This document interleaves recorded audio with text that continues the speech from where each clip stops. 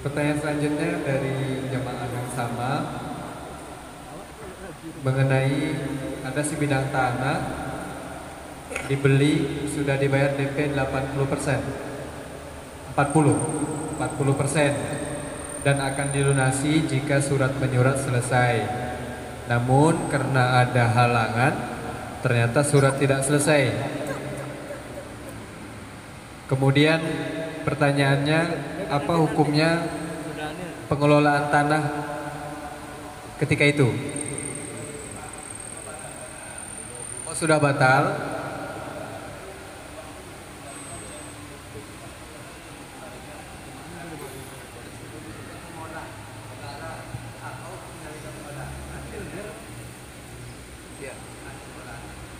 Baik. Ya, ini ada masalah jual beli tanah nih kan.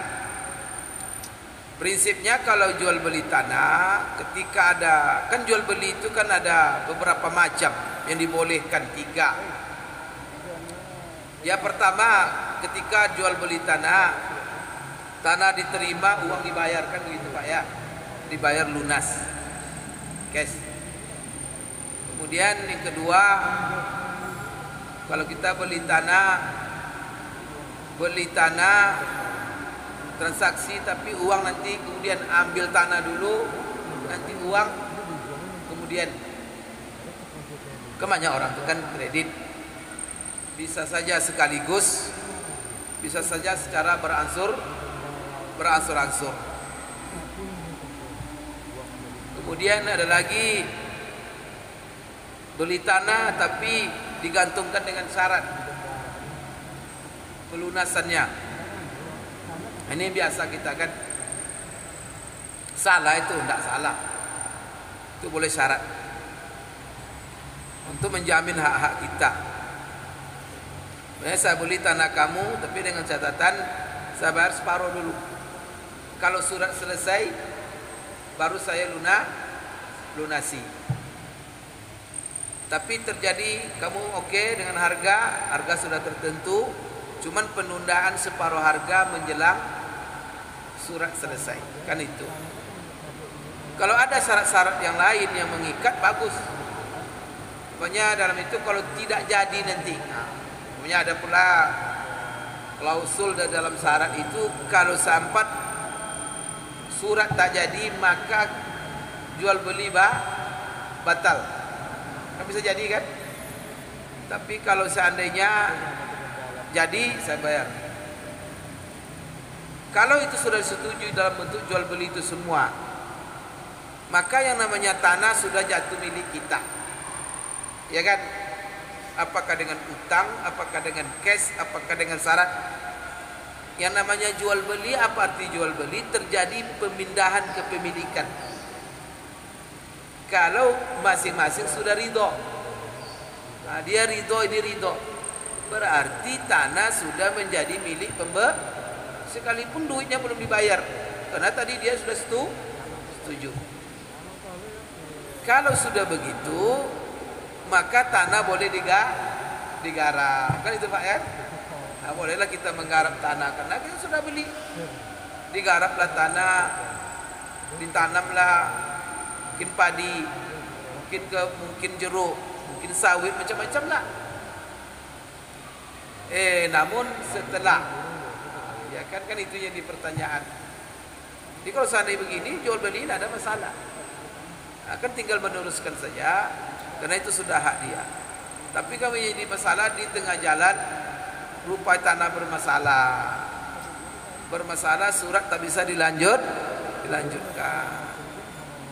Nah, kadang-kadang sepadan bermasalah. Kadang-kadang masuk orang lain punya surat pula. Kan ini banyak sekarang kasus begini nih. Ini mohon maaf, di Provinsi Riau ini termasuk kasus tanah tuh paling banyak. Kadang satu bidang tanah suratnya 20. Jadi bagaimana? Nah, maka kalau ada syarat dari awal bagus, enak.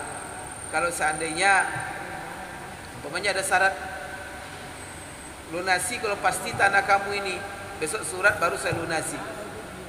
Kemudian satu sisi kamu baru garap. Kalau seandainya sekarang kalau disuruh digarapnya, sudah bapak menggarap, masalahnya apa? Tadi bahkan sudah punya apa, sudah apa namanya dengan menggarap itu kan sudah mengeluarkan modal duit, barangkali beli tampang, menyewa pekerja, tenaga kita, ya kan? Tiba-tiba tanah itu tidak, padahal kontribusi kita sudah banyak di tanah itu. Di sini Bapak Ibu sekalian, ya kita lihat kembali tanah itu kepada siapa. Kalau dia memang tanah itu milik dia tapi dia bermasalah, kepada mana Bapak minta ganti? Itu kan begitu tuh, kan minta ganti. Kalau seandainya dia mau menggantinya, itu lebih baik digantilah seluruh yang masuk tadi, dan apa yang Bapak tanam itu lanjut milik maka dihargailah. Itu tuh, ini asas keadilan. Dihargailah berapa batu modal Bapak masuk tadi. Sekarang tanah kan tak jadi milik Bapak, kan tak boleh dia mengatakan, siapa yang nurun nanam, kan saya tak suruh tak kamu tanam. Kan ada orang yang itu yang tidak punya perasaan, ya karena tadi kan terjadi sudah jual beli, maka ada Bapak Ibu sekalian ya, pekerjaan yang terhormat yang sangat dicintai Allah, namanya iqalah. Iqalah itu ini perlu kita budayakan. Kita umat Islam, tapi yang heran di tengah-tengah umat Islam susah sekali seperti ini. Padahal ini jaminan Allah. Rasulullah bilang, siapa yang selalu melakukan iqalah terhadap saudaranya, Allah akan melepaskan kesusahan-kesusahan. Allah berjanji akan melapangkan. Ya, iqalah ini ada semacam, kalau iqalah ini sebenarnya penyesalan orang membeli barang kita.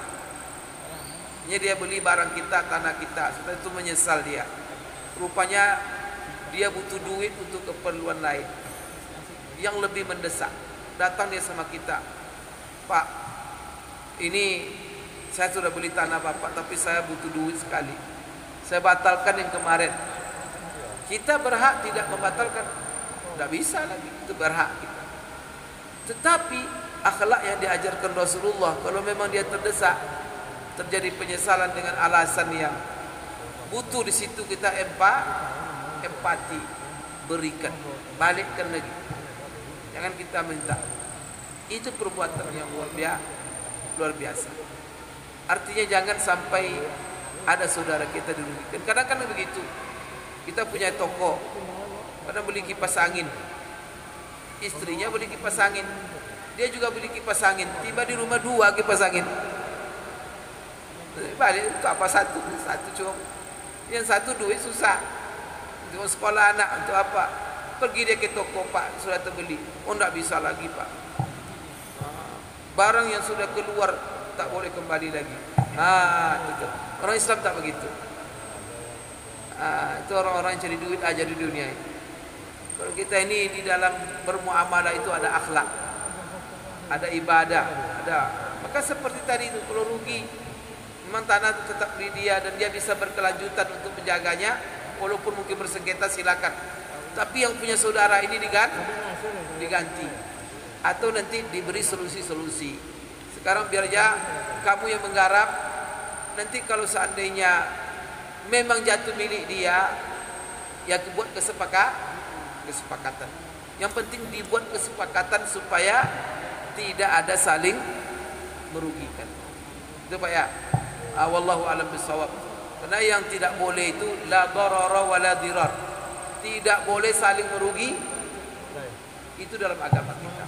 Maka kalau ada saudara kita rugi gara-gara kita, jangan segan-segan tutup kerugiannya itu.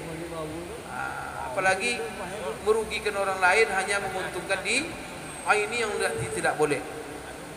Jadi ini solusi, wallahu a'lam bishawab. Yang penting Bapak Ibu sekalian dalam materi.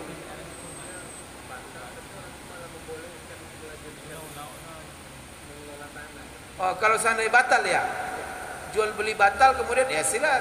Sekarang tinggal saja lagi bagaimana kontraknya, apakah bagi hasil, ya, atau dia pinjamkan begitu saja, ya alhamdulillah. Kalau dia tidak mau pinjamkan begitu saja, itu apa, sewa lahan, bisa juga, tidak ada masalah. Tergantung nanti kontrak kesepakatan setelah itu, Bapak Ibu sekalian. Yang penting jangan saling merugikan, itu kaidahnya. Sekira kita salat Isya dulu, nanti setelah Isya kita nanti akan sambung menjawab pertanyaan yang berikutnya. Assalamualaikum warahmatullahi wabarakatuh.